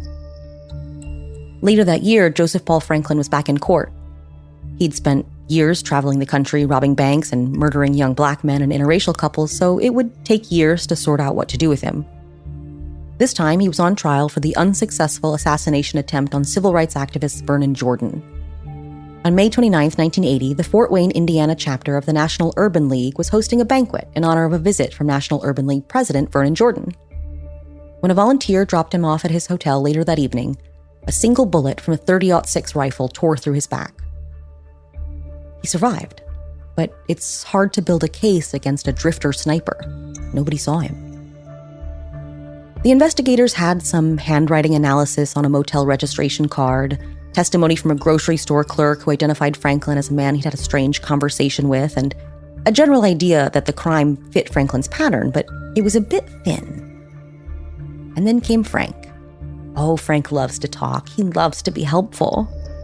He's still in prison on that gun charge, but he told federal authorities that in the brief couple of weeks he'd been on the same cell block as Franklin, they'd chatted a few times, and Franklin had confessed to him on several occasions about shooting Vernon Jordan. On the stand, Frank testified about that evening in January when the guard changed the channel to the basketball game. And it's a pretty good detail. Frank was very specific that it was a UVA-UNC game, though he couldn't recall the date. They were only on that cell block together for a few weeks, and there was, in fact, a UVA-UNC basketball game during that time period that would have been on television. He testified that Franklin was furious about the incident and spent days fuming about it. The 2 inmates were walking together in the exercise area a few days later when Franklin spotted that same guard again and turned to Frank and said, "I'd like to blow him away like I shot that N-word bigwig in Indiana." Frank says he also lamented that Jordan just wouldn't die after being shot and that he was "sorry I didn't shoot that white slut first," referring to the white woman who'd given Jordan a ride that night. Frank was one of 3 jailhouse informants the government put on during that trial, all men who'd been in jail with Franklin, and all of whom said Franklin had admitted to various aspects of the crime in casual conversation. Joseph Paul Franklin was actually acquitted at that federal trial. Jurors said they believed Franklin shot Jordan, but they were hung up on the wording of the indictment, which specifically charged him with the shooting as a violation of Jordan's civil rights. Years later, on death row for a variety of other murders, Franklin did confess to shooting Vernon Jordan. When the trial was over, though, jurors who spoke to the press said they'd only believed one of the 3 jailhouse informants who testified: Frank. On cross-examination, Frank Sweeney seemed surprised to learn that the other 2 men had been paid thousands of dollars for their cooperation. He wasn't getting paid. But he wasn't upset. He didn't need the money. He'd inherited $250,000, which would be about $1 million today, when his parents died. All he wanted was witness protection and a positive letter to the New Jersey Parole Board. Just like in the Boyce case, he very conveniently had some information the government wanted, and all he wanted in return was witness protection. And this time, he got it. But he didn't get to keep it. In 1984, Frank filed a lawsuit against the warden of the Alabama prison where he was still serving his sentence on that gun charge. He said he was not receiving the protection afforded to him as a protected witness. The warden's response to the suit was that Frank would not stop telling people that he was a protected witness, which was causing a lot of problems. You're not supposed to do that. In court, the warden's executive assistant said that the prison was considering contacting the Office of Enforcement Operations, the division of the DOJ that administers the witness security program, to recommend his removal from the program, because they believed he was intentionally causing problems by talking about this constantly. And it seems he was ultimately removed from the witness security program around this time. And maybe that had something to do with his decision to testify on behalf of Anthony Spilotro, the hot-headed Chicago mobster who handled the family's business in Las Vegas. It couldn't have been an attempt to get back in the program. He was testifying for the defense. But maybe it was just spite. He wanted to get somebody else kicked out of the program. In 1983, when he was still in prison and still considered a protected witness, he briefly shared a cell with another guy in the program. Frank Culotta was a mobster. He was a member of Tony Spilotro's hole-in-the-wall gang. If you've seen the 1995 Scorsese movie Casino, it's that. Quite literally. Frank Marino, the character played by the guy who played Phil Leotardo on The Sopranos, is supposed to be Frank Culotta. Joe Pesci's character, Nicky Santoro, is based on Tony Spilotro. Just watch the movie. It's all very complicated, and our friend Frank Sweeney had nothing to do with it. But in 1983, the real-life Frank Culotta was sharing a cell with Frank Sweeney because they had both turned state's witness against very dangerous men. Frank Sweeney had just testified against a serial killer, and Frank Culotta had turned on Spilotro after the FBI played him a recording of his friend talking about having him killed. When Anthony Spilotro went on trial in 1986, Frank Culotta was out of prison and in the program. And he was the government's star witness against Spilotro. Frank Sweeney was finally out of prison again and home in New Jersey when he read in the paper that Culotta was going to be testifying. According to Frank, he felt compelled to contact Spilotro's defense attorney because when they were cellmates, Culotta would often brag about committing perjury. So the defense flew Frank out to Las Vegas and put him on the stand. He claimed that after one of Culotta's appearances in court back in 1983, he came back to their shared cell and bragged, "Frankie, I just put another one away. You've heard of the traveling circus. I'm the original traveling perjurer." On cross-examination, Frank Sweeney admitted that when he'd been in the witness protection program, he had on several occasions threatened and even faked suicide attempts to get what he wanted out of federal prosecutors. I wish I had more information on that. That is incredibly strange behavior, and it does actually happen again later. In the end, though, his testimony in that mob trial is just a strange little footnote, his third brush with the witness protection program. His testimony didn't matter much. I don't think anyone believed it, and the case ended in a mistrial over allegations of jury tampering, and Anthony Spilotro went missing before they could retry the case. The mobster and his brother were later found buried in a cornfield in Indiana. Frank Culotta stayed in the witness protection program for years, and Scorsese hired him as an on-set advisor when he shot Casino. Culotta died of COVID in 2020. And in 1989, Frank went back to prison for mail fraud.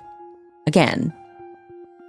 The court record is too old to get any documents without haggling with an archivist, but the docket sheet does say that in addition to another 57 months in prison, the judge also banned Frank from ever offering anything for sale by mail. So at first I assumed he was pulling the same scam he ran in 1976, where he placed ads for guns he didn't actually have and then ghosted would-be buyers after they sent him the money. But it's much weirder than that. I wish it was guns. It wasn't guns this time. He was running what one journalist called a cat scam. He'd cut the tails off regular house cats and then run ads offering them as exotic purebred cats for $300.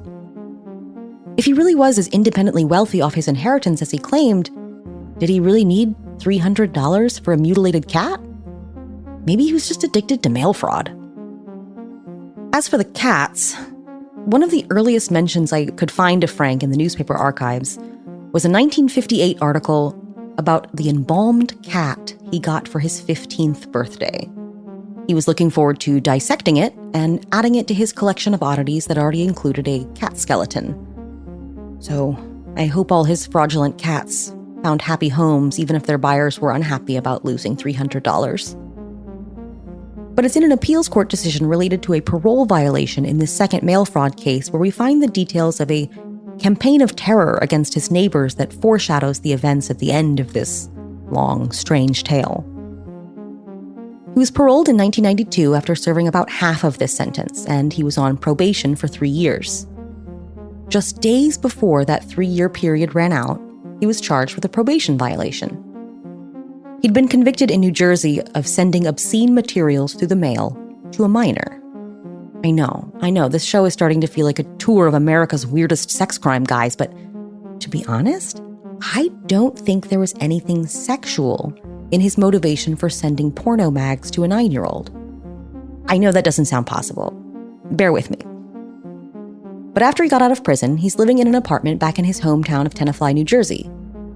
A family of Russian immigrants moves into the apartment next door. They have children. Children are noisy. Frank says he asked them to keep it down, but the noise continued. In what the Second Circuit Court of Appeals would later call a rather bizarre set of circumstances, he decided to get back at these noisy children by engaging in a lengthy harassment campaign against the entire family.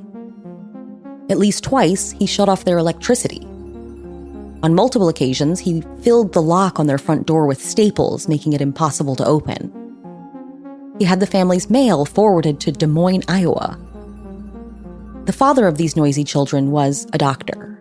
One of his colleagues received a letter purporting to be from an AIDS charity, informing the recipient that the doctor, the father of those noisy children, had tested positive for HIV. And along that same line of thinking, he also sent a letter to the children's school informing them that the 9-year-old boy had been exposed to HIV by his father. And he sent letters to the Jewish Community Center where the family were members, informing them that the entire family had been exposed to the virus. Remember, this is 1993. Telling people that this doctor has HIV could ruin his career. The school could call social services, and they probably wouldn't be welcome in the sauna at the community center if people believed this. And in what would be his ultimate downfall here, he signed their 9-year-old son up for catalogs that sold pornographic materials.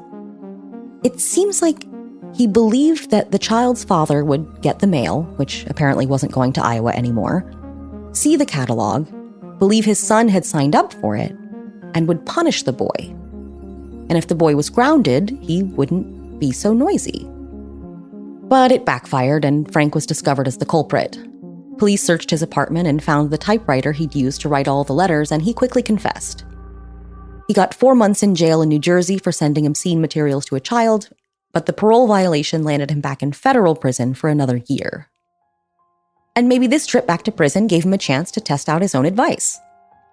You see, between getting out in 1992 and going back in 1995, Frank was profiled in the New York Times. The journalist, Charles Strum, actually used to write for the Bergen Record, the local paper Frank used to end up in every time he got arrested in the 60s, but Strum didn't come home from college and start at the Record until after Frank's armed standoff in the front yard. And they weren't talking about their shared hometown. They were talking about Frank's new consulting business. In 1994, Frank put a classified ad in USA Today that read, "Going to federal prison for the first time? We will tell you what to expect and how to survive. Our consultants are graduates of the federal prison system. Frank A. Sweeney and Associates, Box 15, Demarest, New Jersey, 07627. Frank told Strum that the idea came to him while he was reading the paper one morning in September 1993. Lawrence Powell, one of the LA police officers convicted for his role in the beating of Rodney King, was quoted in the paper as being terrified at the prospect of going to prison. Strum writes that Frank told him, "I thought to myself, my God, there's probably a lot of people going to prison who's never been in jail before. Primarily white-collar criminals. And they're probably terrified too. They're just as frightened as he is. So I thought maybe I can use my misfortune to help people and maybe make a profit doing it."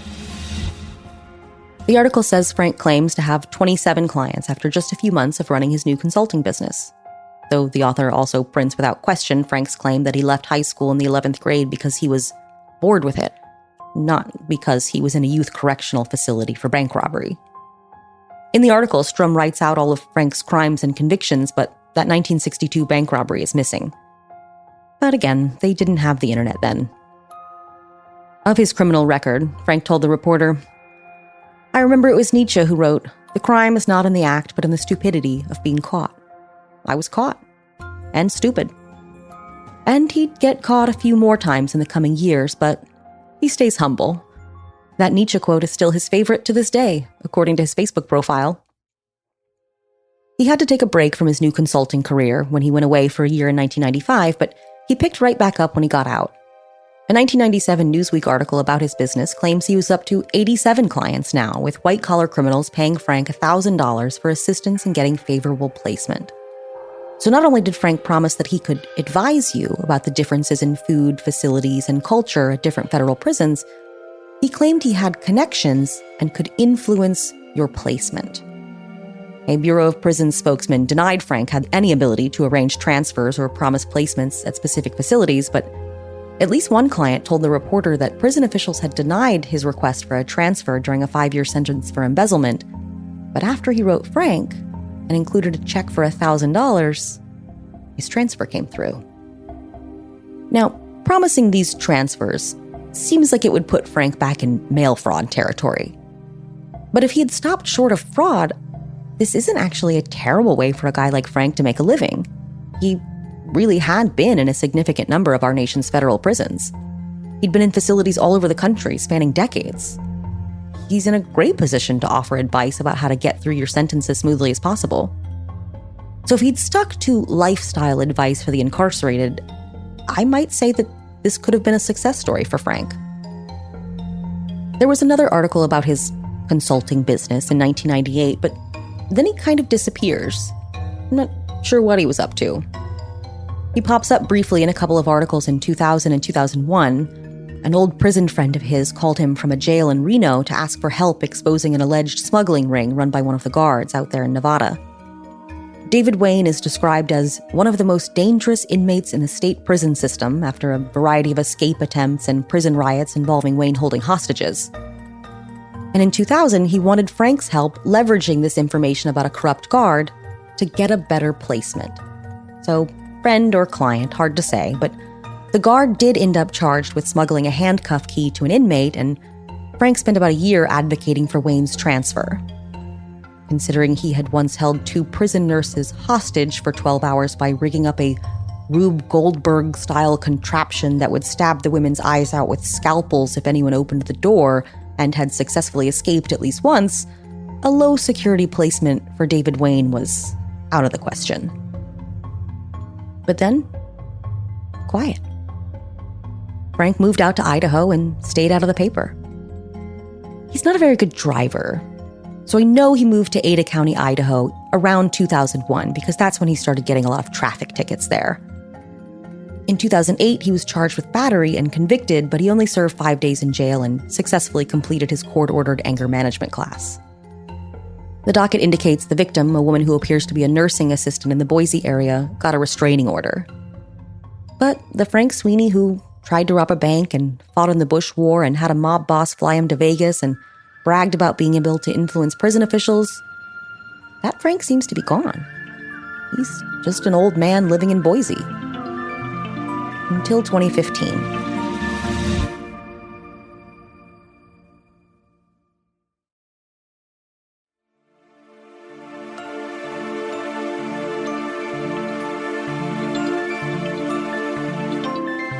In December of 2015, Frank went to the post office near his home in Garden City, Idaho. He parked his truck in one of the accessible parking spots out front. A woman saw him get out of his car, which did not have a placard indicating he was supposed to be parked there, and said something to him. We don't know exactly what she said. Now, me personally, I probably wouldn't have said anything. For the most part, it's not worth it. It's not your business. There are plenty of people who are not visibly disabled who really do need those parking spots, and Frank was in his 70s at this point, so even if he didn't have a state-issued parking placard, he's old. Just leave him alone. But she made a comment about it, and the situation escalated. Pretty seriously. Court documents only say that they had a verbal altercation, so at least she didn't get stabbed, which he's done at least twice to people who offended him. But whatever she said, and for whatever reasons she chose to say it, she didn't deserve what happened next. The victims in this case are referred to only by their initials in the court record for obvious reasons. But it can be tricky to keep track of people with just a letter, so I've given them all fake names just to make this a little easier. We'll call the woman from the parking lot Ellen, her husband will be Sam, and their adult daughters will be Kayla and Lucy. Again, it is possible to figure out who these people are, but please don't. They've been through enough. 2 weeks after that heated exchange in the post office parking lot, the postcards started. The probation office in Boise got the first one. Ellen's adult daughter Kayla was, at the time, on probation for a misdemeanor DUI charge. The letter writer claimed that he had just the night before been in the car with Kayla, and she was so drunk that he had to jump out at a red light for his own safety. Ellen's husband Sam received a postcard at his dental office the same day, informing him that his wife had been in the post office the week before and she was so drunk that she was falling down. The letter, though very brief, contained a lot of really specific personal information. The fact that the couple had very recently purchased a new home, including the name of the suburb where they now lived, the city where their other adult daughter lived, the names of both of their daughters, and information about Kayla's arrest that year. Ellen received a third postcard that week addressed to her at home. This one contained her social security number and an allegation that her daughter Lucy was engaged in acts of prostitution at her place of work, which was named. After the family received the first postcards in December of 2015, they met with detectives at the Ada County Sheriff's Office in Boise. And despite investigators' best efforts, the family would continue to receive increasingly bizarre and frightening postcards for 3 full years. Their neighbors and nearby schools received postcards that appeared to be from the state sex offender registry, informing them that Sam was a sex offender. Specifically, that he had sodomized a 9-year-old boy in 1978. It probably goes without saying, but I will say it anyway, that is not true. But it does kind of remind you of what Frank did to that doctor in 1993, doesn't it? Adding to the victim's distress, Sam passed away unexpectedly in January of 2016, just a few weeks after all this started. And obviously Frank knew one of his victims was dead. Some of the letters sent to the man's daughters taunted and blamed them for driving their father into an early grave, but oddly, some of the letters pretended otherwise. While most of the postcards were signed Carson Wells, the name of Woody Harrelson's character in the movie No Country for Old Men, some were signed with the names of her own children. Ellen received one of those just 2 months after her husband's death.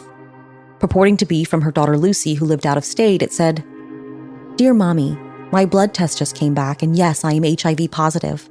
I'm sure I was infected by one of the 2 Crips with whom I was having an affair with. Regrettably, I will never be able to give you and Daddy the grandchildren you so desired.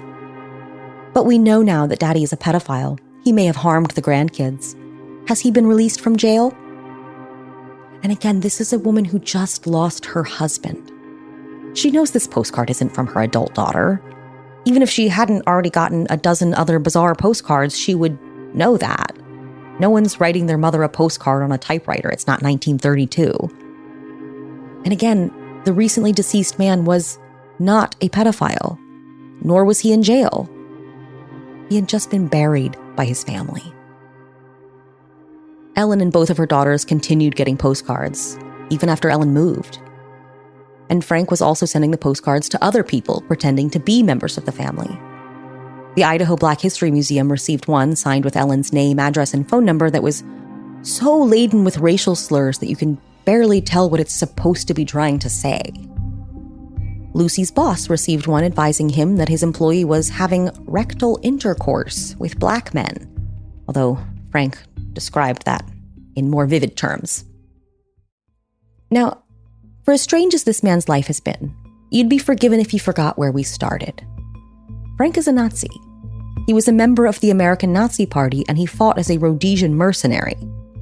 He's not just a guy who loves doing mail fraud and hates his neighbors, he's very racist. And a lot of these postcards fixated on the idea that Ellen's daughters were engaged in interracial relationships, very graphically and racistly describing specific sex acts that they were, in his mind, having with Black partners. And he was particularly upset that Ellen, a Latina, had married a white man. He called her racial slurs and wrote to her daughters calling them mongrels. It seems the only time he wasn't sending postcards was when he was out of the country. You see, he might have another wife. It's not entirely clear. But several times a year, Frank would travel to Erfurt, the capital of the German state of Thuringia in central Germany, to visit a woman he's known for a very long time. Ute Schönig, who performs semi-professionally as a belly dancer under the name Madame Shamila, has on several occasions referred to Frank as her husband. This may be literal, it may be a cheeky little joke. My German is not good enough to really read tone. And it may just be that they've been in a relationship for so long that they think of each other this way. My research game is strong, but a potentially non-existent German marriage certificate evades my grasp. Nevertheless, he does own a home in Erfurt, and she lives in it. She refers to him occasionally as her Hausbesitzer, which you could translate as landlord, but you wouldn't really. You'd call the person you rent your home from your Vermieter. Hausbesitzer just means he owns her house. And he occasionally calls her Liebchen, my love, and she calls him Frankie. When he visited in 2015 and they went to see her mother in the nursing home together, her photo captions are about Frank's visit to his mother-in-law. As with so much in Frank's life, it's hard to pin this down. I have a handful of photos of Frank with this woman that appeared to be from the 80s or early 90s based on the photo quality, Frank's apparent age, and, to be honest, her hair. But we're talking about Germany, so dating by the fashion could put us off by a decade or more. No offense, you know it's true. But at least in the present era of his life, he's visiting Germany every now and again. She breeds and shows Mexican and Peruvian hairless dogs, some of which have been quite successful internationally. Some of her show dogs list Frank Sweeney as a co-owner. In September of 2016, his victims had a brief reprieve from his letters because he was in Germany attending a seminar on dog genetics with Ute. These rare breed dogs are very prone to genetic problems and inbreeding, so I'm glad they're staying on top of best practices, I guess. But when he was at home in Idaho, the campaign of harassment was relentless. He even found a way to outsource the terror. Frank sent postcards to inmates in prisons all over the country. He signed them with Ellen's name and address and requested that the men write her back. She received at least 75 letters, all addressed to her at home, from murderers. And as if she might not get it, like maybe she didn't put two and two together here, like maybe she thought this was some totally separate, unrelated new problem she just happens to be having. Frank made sure she understood that he did this. He sent her numerous postcards explaining the situation. Every creep, every social degenerate who has written to you has your address, social security number, and date of birth. Likewise for Lucy, too. Some of these freaks have already passed this information on to their criminal friends outside of prison. Last month, I visited your house twice in the early morning hours while you slept. Naturally, I've removed my license plates so that street cameras could not identify my car. And I still patrol the post office daily in an effort to spot you. You only have your big mouth to blame for all of this. In December of 2016, after the first full year, he wrote to her saying it was their anniversary, telling her, "I intend to be with you for life." The letters just kept coming, reminding her that he was watching her outside her home, that he waited for her at the post office almost every day, and sending her postcards containing her own personal information like her license plate number and information about her family, just so she knew he had it too. He continued writing to Ellen and both of her daughters, calling them racial slurs, sluts, whores, threatening to report them for assorted imaginary crimes like tax fraud and drug dealing, and always remembering to write them on their birthdays. Investigators were stumped. They knew the letter writer was the man from the post office parking lot. He said as much in his letters, but Ellen didn't recognize him. She had only a vague description of his vehicle, and she didn't get the license plate. Why would she have thought she needed to? The postcards were always wiped clean of prints. They were perfectly generic United States Postal Service issued materials that he always bought in small quantities and paid cash. He may truly have tormented this woman until one of them died if he hadn't done what he's always done. More crime. And here's that beginning of the end. It's not the end, but I told you this story that began outside of a bank in New Jersey in 1962 would start its final chapter outside of a bank in Idaho 56 years later. On October 13th, 2018, Frank got into another argument in a parking lot. These victims, too, are only identified by their initials in the court records, so I'm going to call them Liam and Denise. They were in their car outside the Wells Fargo in Garden City, Idaho. Frank honked at them. There was, again, some kind of verbal altercation. Maybe they gave him the finger or shouted. Who knows? This is the kind of thing that happens every day. You don't pull forward fast enough. The guy behind you honks. You tell him to fuck off. Nobody's being their best selves. But life goes on. But not for Frank. Frank can't take it. He stabbed a guy in the guts for splashing him in 1975. So, 2 weeks after Liam and Denise experienced this angry driver at the bank, they start getting postcards. Like Ellen and her family, this family too starts hearing that their neighbors and nearby schools are getting postcards that pretend to be from the state sex offender registry, alerting people that Liam is a pedophile. He's not. And specifically, the postcards say that he sodomized a 9-year-old boy. That is a very specific and very gross detail to recycle from one victim to the next, right? Like that has to mean something. But I can't figure it out, and maybe that's for the best. These postcards, too, are generic ones from the post office, typed on a manual typewriter. And again, some of the postcards are signed Carson Wells, and sometimes they're signed with the name of Liam's adult son. And again, there were letters to the family from murderers answering requests for pen pals. But you know what the bank has? A lot of security cameras. And unbeknownst to Frank, shortly before he started terrorizing his second set of victims, his case wasn't just a local matter anymore. In September of 2018, the United States Postal Inspector Service started looking into the postcards. That's right, the mail police. That is a very real federal law enforcement agency with jurisdiction over mail crimes. According to their most recent annual report, the USPIS initiated more than 5,600 investigations in 2023, and during that year, 4,100 cases related to their investigations ended in convictions. Most of those numbers are things like mail theft and people mailing drugs. Also, though, a couple hundred people a year are assaulting postal employees. Knock that off. Don't do that. Be nice to your mail carrier. So now we have the mail police on the case. And as soon as they start trying to figure out what's going on here, again, this is September of 2018, they're just looking at the postcards to Ellen and her family. But within a few weeks of them opening the investigation, the Idaho State Police let them know that someone is sending postcards pretending to be from their office. And these are these postcards about how Liam is a pedophile that are being sent to schools and neighbors. And because these postcards are made to look as though they are coming from the state sex offender registry, which is run by the state police, people are contacting the state police about them, and now the state police are talking to the mail police, and now the mail cops see that there are more victims. And all of these postcards seem to be from the same person. When postal investigators speak to both families and compare the letters, it's clear they're all from the same person. All of the victims say they know who is sending them these postcards. They just don't know who he is. Ellen knows it's the guy from the post office. Liam knows it's the guy from the bank. And they both describe some kind of older truck and an older man who's thin with a stiff gait and a very terrible, distinctive scar on his face. They're describing the same man.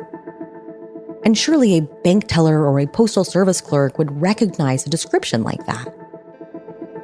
Local cops had shown Ellen photo lineups on multiple occasions over the last 3 years as they're investigating this, but Frank was never a suspect, so he was never in any of the photo arrays. So each time they showed her photos of potential suspects, she said, he's not here, because he wasn't. And so she never picked out any other possible suspect. But once the postal investigator zeroed in on the man in the bank security footage, both Ellen and Liam separately identified him in photo lineups. And bank employees did know who he was. So by Christmas of 2018, the Mail police have Frank's bank records. He's been paying a private investigator. That's how he knew so much personal information about all of his victims. Information about their real estate transactions, what kinds of cars they drove, where they worked, where their adult children lived in different cities and states. He's paying a PI. Idaho is one of several states where you don't actually have to have a license of any kind to offer your services as a PI. So she doesn't have one that can be taken away. And she hasn't been charged with anything. Maybe she only helped Frank with information that didn't cross a line, and maybe she didn't ask enough questions about what he was doing with it. It remains unclear how he got everyone's social security numbers, though. But the PI he was paying is a woman in her 80s who seems to still be in the business just for the love of the game. Barbara Jacobson describes herself on her website as a cross between Nancy Drew and Jessica Fletcher with the tenacity of Columbo, and credits her success to her Christian faith and divine intervention. An article in a 2017 issue of Christian Living magazine quotes her as saying, "God is my business partner." Now again, this woman has not been charged with a crime, but it seems like a bad sign that she either didn't know or didn't care that the client asking her for a lot of personal information on people had a 5-decade-long rap sheet that included convictions related to harassment by mail. You're either deeply unscrupulous or very bad at your job, and I'm not sure which is worse. Either way, this investigation is rapidly coming together. The postal investigator has Frank's bank records. He's been identified by the victims. They're closing in on him. And maybe he knows, maybe he doesn't. He did move very suddenly in February 2019, leaving the house he'd been renting for over a decade, right as they got the warrant to search it, and renting a different house nearby. But he's still sending the letters. So if he knows they're onto him, why is he still sending the letters? On February 13th, 2019, 6 weeks after they know Frank's their guy, right around the time that he's moving to his new house, a clerk at the post office calls the investigator to say that an old man with a terrible scar on his face just bought a stack of postcards with cash. And the last postcard arrived on February 19th, 2019. It's signed Carson Wells, but the writer identifies himself as the man who blew his horn at them in the parking lot. And then he reminds Liam and Denise that all the murderers who'd been writing to them had already forwarded their personal information to criminals on the outside. But it was already over. 2 weeks later, they searched Frank's home. They took his typewriter and his list of federal inmates, the ones he'd been writing to as his victims. And they found portraits of Hitler and Nazi memorabilia and white supremacist literature. And 2 live rattlesnakes. Rattlesnakes don't live in Idaho. These aren't snakes that he got outside. These are snakes that he is breeding? Frank has a lifelong interest in reptile breeding. I think he's a member of the Idaho Herpetological Society, or at least he was before he went to prison. And shortly before his arrest, he commented on an online obituary for an old high school classmate, reminiscing fondly about how they used to collect snakes in the woods together in the 50s. And once he's in custody, Frank confessed immediately, telling investigators on the day of his arrest that he'd sent the postcards because he felt like these people had embarrassed him, and it made him feel better to know he was causing them emotional distress. Shortly after his arrest, he wrote to the judge to ask the court to intervene in what he felt was an inadequate response by the jail to what he called many of the infirmities that affect the elderly, and says he has the urge to commit suicide if his demands aren't met. And I don't want to sound like I'm brushing this off. I'm not saying that this couldn't possibly be a valid concern. People die in jails and prisons every day because employees don't care or don't have the resources to provide adequate care. This is a very real problem, and the urge to harm yourself is always very serious. But this isn't Frank's first rodeo. Remember, in the 80s, he used to threaten suicide and would even fake suicide attempts in order to manipulate employees of the witness protection program. So this may not be a brand new issue for Frank. At any rate, within months of his arrest, he entered into a plea agreement. So once the male cops got on the case, they actually sorted it out pretty quickly, right? The USPIS got on the case in September of 2018, and within 3 months, they knew it was Frank. Maybe they should have called the guys who solve male crimes earlier? I don't know. But if there had been more communication between different law enforcement agencies, the whole situation could have been resolved when he sent a single letter to a third victim, which he signed with his own name. But when a U.S. Marshal searched Frank's house 2 years before his eventual arrest, I guess they didn't bother to check in with the local police. Because in April of 2017, Frank sent a single letter to Gerald Schur, the man who founded and for many years ran the Witness Protection Program. I can't think of a worse guy to pick if you're going to send a threatening letter. Schur was long since retired by 2017. He passed away in 2020 at the age of 86, but is there anyone on Earth who had more chips to call in with the U.S. Marshals? You think a U.S. Marshal isn't going to come to your house if you sign your full legal name to a threatening letter to the guy who invented witness protection? You think you're going to scare the guy whose job was protecting mobsters from other mobsters? Truly a stupid move, even for Frank. You poisonous, licentious old Jew. I thought that you would have been long dead from cardiovascular disease due to obesity. I was very much hoping to sit shiva for you, to pray Kaddish over your fat corpse, you loathsome. I will remember you, although it's doubtful you will remember, from WITSEC units in Otisville or San Diego, parading with your entourage depraved women from the Office of Enforcement Operations. In 1984, you expelled me from the program, leaving me to fend for myself as a known informer, a rat in the general populations of very dangerous prisons. It had been more than 30 years, but Frank never got over getting kicked out of the program. He flew all over the world helping a spy in 1980 trying to leverage information on Christopher Boyce to get placement in the program. And it didn't work. The information he gave was not only not helpful, but by fabricating unhelpful information in order to get something from the government, he made things worse. And when he finally got what he wanted by testifying against a serial killer in 1982, he couldn't keep his mouth shut about it, and so he was removed from the program in 1984.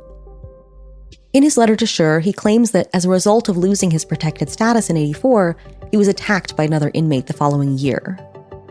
And he does, without a doubt, bear a huge scar all down one cheek to this day. Somebody cut Frank's face open pretty bad. He takes care to mention in his letter that the assailant was black, though he chooses different words to say that.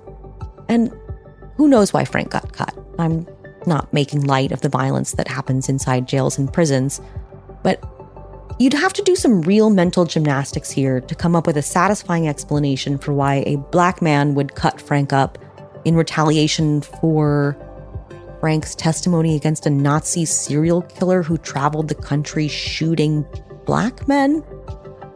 I just don't think that they would be mad about that. But I can think of a variety of reasons why a black man who encountered Frank in prison might get into it with him. I mean, race aside, Frank's just kind of a hothead, not a great guy to hang out with, always getting into it with people, but also he loves saying racial slurs. So I can think of a variety of reasons why this might have happened that had nothing to do with him testifying against a serial killer. We can't take Frank at his word, and I couldn't find any reporting from the time about a prison knife fight in 1985, so who knows? After Schur received the letter, which Frank had signed venomously yours, Frank Abbott Sweeney, a U.S. Marshal was sent out to Idaho to speak with Frank. And Frank admitted that he sent the letter, but he said he meant no harm by it, and he allowed the Marshal to search his home. It seems like if anyone had compared notes, Frank could have been identified as the Garden City postcard writer far sooner. The language in this letter was very similar to some of the postcards. If they had just showed this letter to the sheriff, maybe they would have recognized it. But I guess they didn't, because he wasn't. The local police in Pennsylvania, where the letter was received, charged Frank with terroristic threats, but that's a non-extraditable misdemeanor in Pennsylvania, so they couldn't bring him back to face the charge. So he's got an open warrant in Pennsylvania if he ever goes there willingly, but he probably won't, and with Schur now deceased, it doesn't seem like that's likely to amount to anything. On December 16th, 2019, Frank Sweeney was sentenced to 51 months for 6 counts of stalking. A few days later, his German wife posted a photo of her Christmas Eve dinner. A friend asked her if Frank would be celebrating with her that year. She replied that, no, Frank has been ill for several months and can't fly right now. She didn't say that he was back in federal prison for at least the 5th time. Frank Sweeney was released from prison in December of 2022. I just noticed as I'm writing this that it's his 81st birthday today, but it won't be by the time you hear this. He's still in Idaho. He's still playing the violin. And he still co-owns a few Mexican hairless dogs on the show circuit in Germany. In that 1994 New York Times article about his prison consulting business, Frank quipped that his favorite quote was, "The crime is not in the act, but in the stupidity of being caught," which he attributes to Nietzsche. I think, regardless of your stance on the philosophical nature of crime and punishment, though, there are better quotes from Frank's thousands of appearances in the newspaper over his 6 decades of crime. Maybe Judge H. Curtis Meaner had it right in 1981, when he cut off the bickering in the courtroom over exactly what the hell happened with Frank's mysterious South African letters about the missing spy, saying, "I have neither the time nor inclination to unravel all the mysteries in this case." Because we never really will unravel all the mysteries of Frank's past. He played a bit part in so many much bigger stories. They've made whole Hollywood films out of so many of these little slices of history that Frank passed through. From Cold War spy thrillers to Scorsese dramas about organized crime, Frank's there. He's not in the movie. He's just out of frame while history happens, doing something really goddamn weird. Weird Little Guys is a production of Cool Zone Media. For more from Cool Zone Media, visit our website, coolzonemedia.com, or check us out on the iHeartRadio app or wherever you get your podcasts.